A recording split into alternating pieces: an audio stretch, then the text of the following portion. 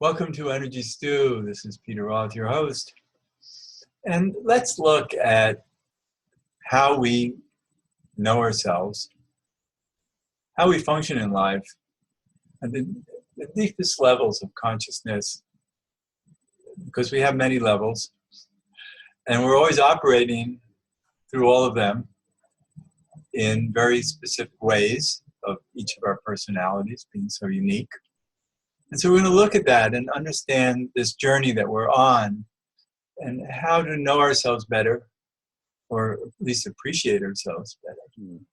So to do that, I've asked our friend of the show, who's been on many times, the master of the cards, Alexander Dunlop. Alexander, welcome to Energy Stew.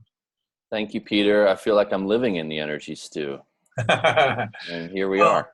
That's what life is. It's a stew of energy. Mm-hmm. So what I'm interested in is exploring how we function as individuals in this world through what force of reckoning do we manage our personalities? You know, how do our personalities become known to us, other than just to watch ourselves and have people react to us and say, oh, I guess I'm that kind of person.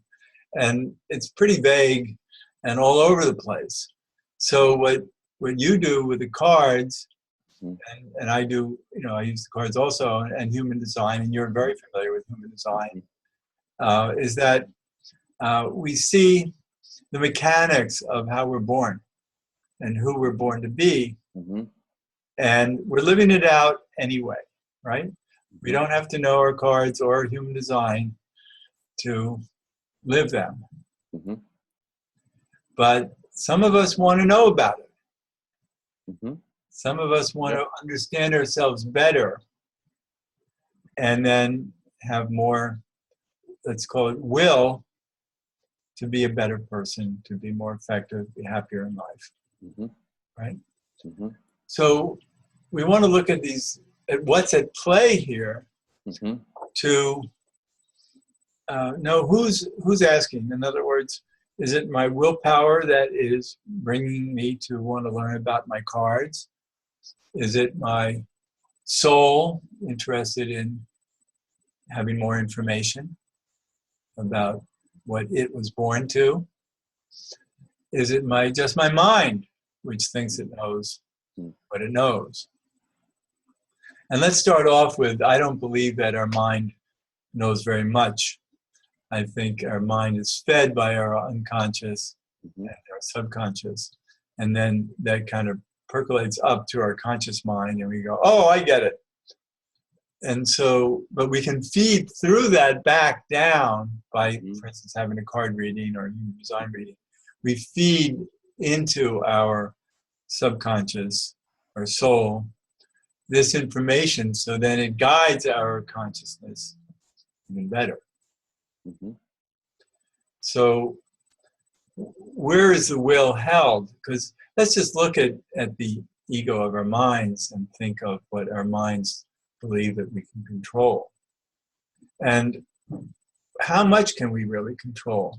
How much of our life, in a way, is, let's call it, soul programmed for this life? In other words, our souls came here with definitely with purpose to be a certain personality, live in a world that seems very uncertain, but the soul knew what it was coming here for, and to live it out in this very unique way of the mechanics of personality that we're born to, right? So we're, you know, we're kind of living, I believe we need to live multidimensionally. I really believe we need to, in a sense, surrender our minds, which are the most inadequate part of our thinking, to our souls, to our subconscious, that is really doing all the work and then just kind of feeding us, because it's been shown scientifically that actually our subconscious already has thoughts before our conscious mind does. Mm-hmm. And so our conscious mind is, a second or two behind our subconscious mind. So, because for instance, how many words are you planning ahead of time? Or even a sentence. I see I'm a kind of a, just running sentences out of my mouth that my brain is kind of letting happen. It's like, oh, that sounded good. It's not like I'm carefully thinking what I should say next, because I can't think that fast unless I really, I could slow down my speaking. I could say, okay, I'm not going to speak for another minute, and then I'm going to think a lot about what I'm going to say next, or write it down and then read it.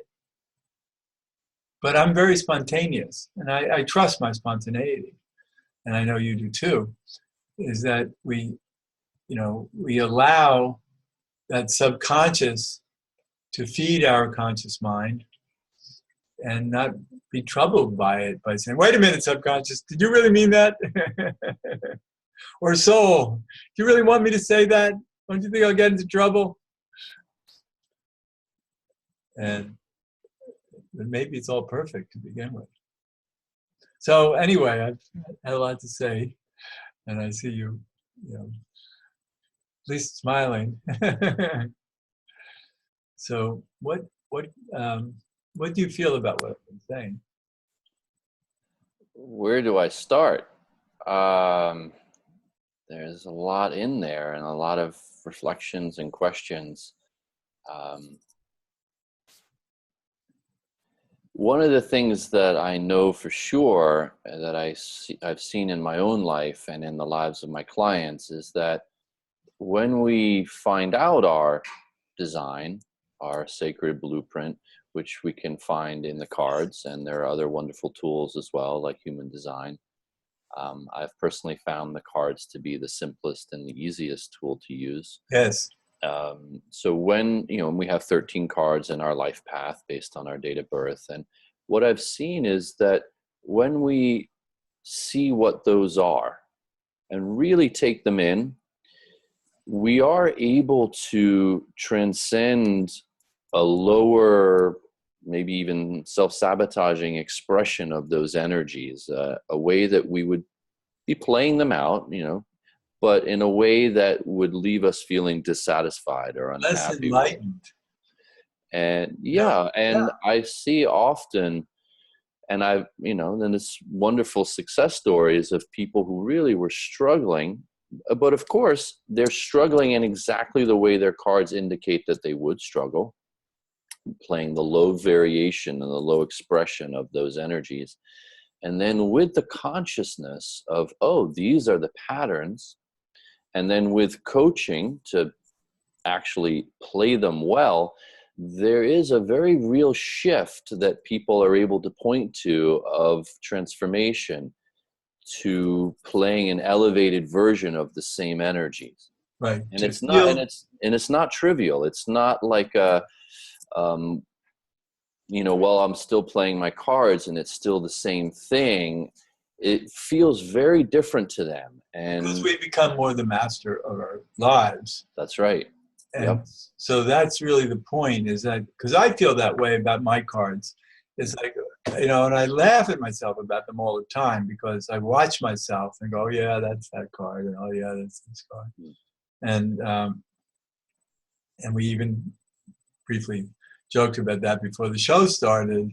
Mm-hmm. The reason I have my shows, and even particularly this show, is to satisfy my four of clubs that needs that information. And needs and wants information to be in a structured, ordered, systematic form. Right. Yeah. So I'm always trying to make sense of things, even though it's about very esoteric subject matters usually. And so I enjoy that challenge. And it's to be able to create a house of being. Right? That's the four energies. Build a structure that I can inhabit and live in. Good. I like that idea.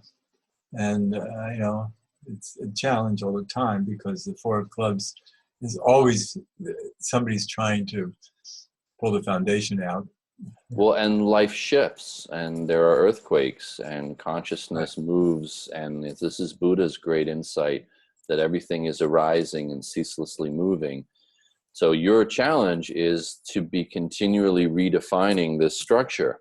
Right. So that's what we're trying to do here. Yep. In understanding the structure of how our consciousness feeds us, so we can feel more surrender to our soul's guidance. Right. And just one, then the way that, and I mentioned this to you already, but to say it now, one of the ways that has helped me have more peace in my mind, or have more surrender, as you might say, is to understand that my thoughts arise on the soil of my heart. That the club, which is the symbol of the mind in the Book of Life, which we know as the deck of cards, the club has a stem, and it's a flower, it's a clover. And this flower of our thoughts grows on the soil of our heart. So it's been very helpful for me to understand why I might have some bitter thoughts or some angry thoughts, is because my feelings are the soil that is giving rise to the kind of thoughts I would have. Well, maybe can we think of that, of our feelings, as maybe the most authentic part of us? I don't know if most is the way, but it's independent.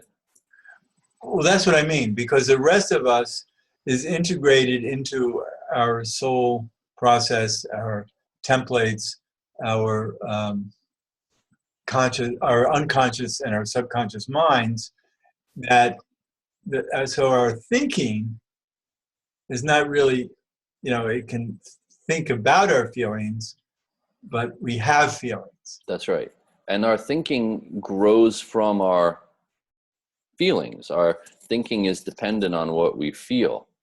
And so the thinking is not a pure instrument, so to speak, which we know philosophically that it's not. Right. So thinking can't really interpret our feelings that accurately. No.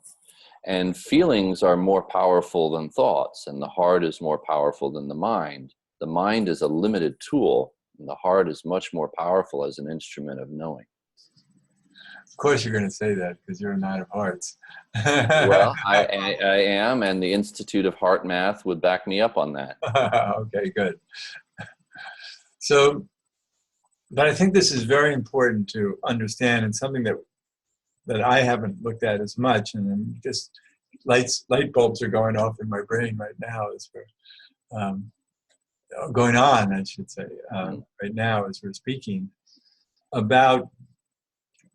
Maybe life is a lot of integration between our minds and our feelings. Mm-hmm. And I don't like to call feelings emotions, because emotions are limited words that box feelings. Okay. And that's understood in the science of psychology, that right. when we speak about our emotions, we're speaking about anger or sadness or happiness. It already has a label. It has a label, and then you kind of land on that, and you can be stuck with that. Yep. Whereas feelings are much deeper and overlapping and scary to the mind. Right. The mind doesn't understand them, can't understand them. Right. So no, I think the mind knows when it's happy. Sure. Yeah. But that's also an emotion. So in other words, the mind creates labels about our feelings. Yes. And yet, so the feelings are really... They come first. They're before the thought. And to your point before about the subconscious knows things before the conscious mind does. Right. But we can also have a thinking process separate from our feelings, based on just the workings of our mind about the mechanics of life. And the feelings have to do with more drawing us to certain conclusions or understandings of things that we might not understand without those feelings. Well, the Institute of Heart Math, which I'm not super familiar with, but it's really interesting research. They're developing technology to measure the energy field of a heartbeat, and apparently there are discernibly different pulses when the heart is beating with joy or with sadness. So there's a discernible electromagnetic difference. Sure, you could probably ask a good acupuncturist who can feel the pulses in your wrist. Yeah, about all of the nuances. Yeah, I remember seeing an Ayurvedic doctor years ago, and by checking my pulse, he could tell a lot about me. So yes, and what I'm saying is that from my understanding, there's a lot of neurons in the heart as well. So there's a lot of kind of intelligence. There's a lot of what we would associate with intelligence in the heart and neural activity. And this is what the research indicates. And so I wonder, and this is an open question, if what we typically would label as subconscious is maybe this heart intelligence. And yet it can be deceived by, for instance, brain chemistry, like oxytocin. And, for instance, when we become infatuated by somebody, we fall in love, for instance. Falling in love often is more species driven, because love, hormonal. Yes, exactly, hormonal, and so can the hormones distort the heart? The hormones are more powerful than the heart, and the hormone in the book. book. Now we're getting places here. So in the book of life, in the system of knowledge that we know of as a deck of cards, the spade is the most powerful suit, and the spade is the symbol of the pineal gland or the endocrine system, the glandular system, hormones, and these are the most powerful regulators of our human experience. This is deep because the pineal gland is also our access to higher consciousness. It's one and the same. And so I would suggest, based on my understanding, that the endocrine gland and the hormonal functioning is the first expression of our consciousness.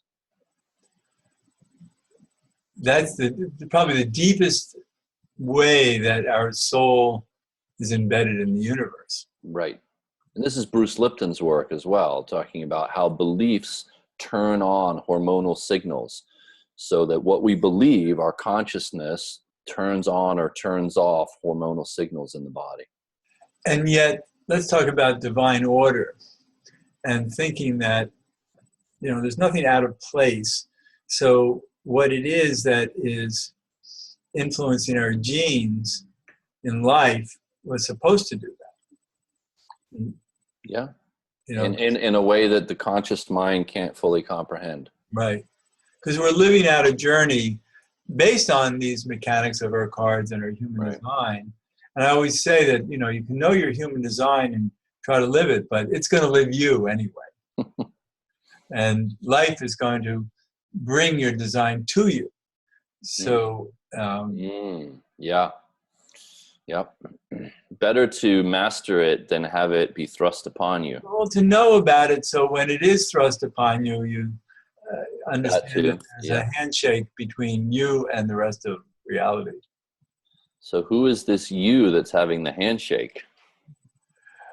Well, a multi-dimensional you. And so we're, the you in our human bodies and our conscious minds, the you of our souls that have chosen this path, this script in life, that have come into a world that it knew it was coming into, all of these supposed surprises that are here, and to live out the way that we need to experience it for, let's say, God to fulfill itself. So it's like it's a handshake that brings it all together as one. Right. And that's what all of life is evolution, creating refinement through struggle. And that's the purpose of evolution, is refinement to bring us back to wholeness, to oneness. And so it looks crazy sometimes. Right now we're in chaotic times, but it's really that it's meant to be. And we're here to solve the problems or to not solve them in whatever ways that need to make progress. And to have the experience of it one way or another. Sometimes we need, one step backwards to go two steps forward. And I think we're in that now. So, so the idea is to understand all these patterns and to appreciate that we're here living out a particular destiny that we have chosen. And so who's in charge? Is the destiny in charge? What do you think? This is a great question. From one perspective, we chose the destiny in the first place. So we could say we chose the destiny, and then we go through a forgetting in order to be in it and actually live it from within it. That's how I look at it. And then as I started off by saying, I'm really keenly aware that there are ways that we shift our experience within the story. And we could certainly say that even that was foretold, that we would find transcendence within the story. Perhaps we could say that. And I want to bring up something that we spoke about earlier, and that's astrological rectification. Because that says something about life that nothing else can say. Because what it is, astrologers who are certified often have to know how to rectify charts. And the way you do that is you interview a person as to the major landmarks in their life. And then you go back through their transits, through their chart, through their life, and you'll find that each of these things were bound to happen when they happened in order to be born at a particular second in time. And they can actually, chart rectification can bring you to the exact second in time that you were born. Because none of those landmarks in your life could have happened at any other time for you. And if they did, you wouldn't have been born. Or at least you would be somebody else. So that says something about destiny. And, we think we're making choices as to, when to get married, when to have children, when people die in our life. All these are major landmarks that were actually pre-scheduled at the moment of birth.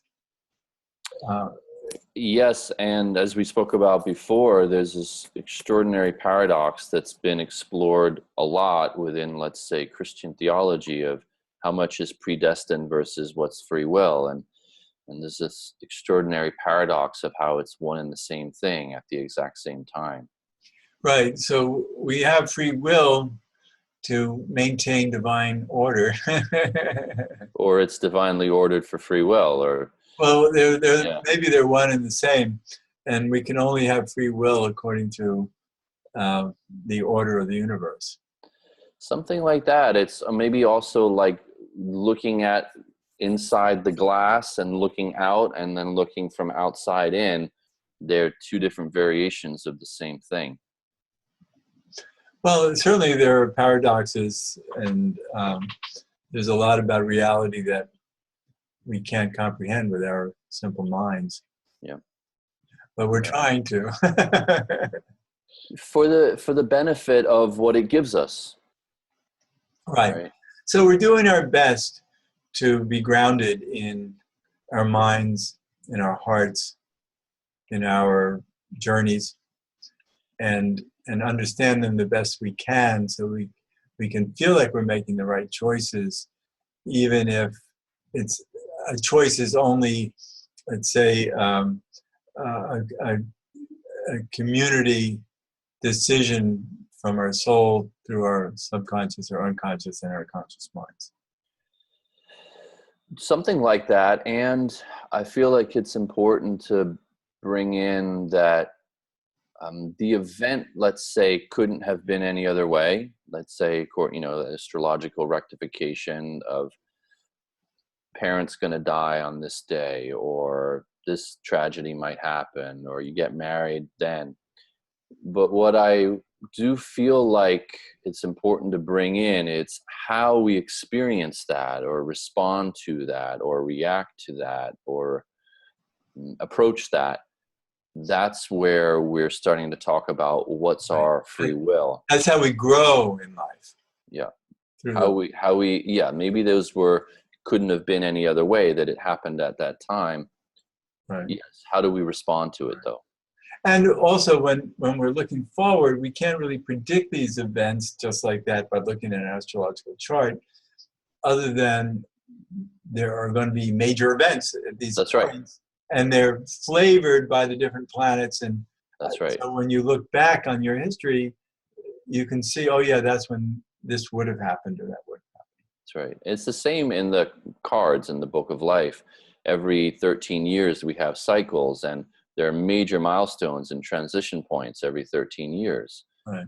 But how that manifests for us, as whether it's tragic or benevolent, or a wonderful transition or a terrible tragic ending, that's where I feel like our level of consciousness and mastery makes a big difference. We're not told how we're supposed to live our lives by seeing the cards. We're just shown the energies at play that we're going to have to play with. The framework. Yeah. This is the framework. This is the scaffolding. Or sometimes I tell my clients, these are the building blocks, like Legos, and these are what they are. You can't change them now. You've got these Legos, but you do get to decide if you're going to build a happy marriage with these Legos or not. I think we're going to have a lot more to talk about ongoingly, because this is fascinating, and we can even bring more detail of cards and things into it at some point. Alexander Dunlop, can you tell our audience your website and et cetera? Sure. Well, I started a nonprofit foundation called Life Elevated to share this ancient knowledge. It's lifeelevated.life, and you can look up your cards on the site for free. And I also wrote the book, Play Your Cards Right, A Sacred Guide to Life on Earth, and it was a bestseller on Amazon when it first came out. That's wonderful. Alexander, thanks so much. This is so joyful for me to talk with you. Pleasure for me too, Peter. Thank you. And this is Peter Roth, your host of Energy Stew at prn.fm. I can be reached at peter@heartriver, HEARTriver.org, or 212-222-7748. I'd love to hear from you, and thanks so much.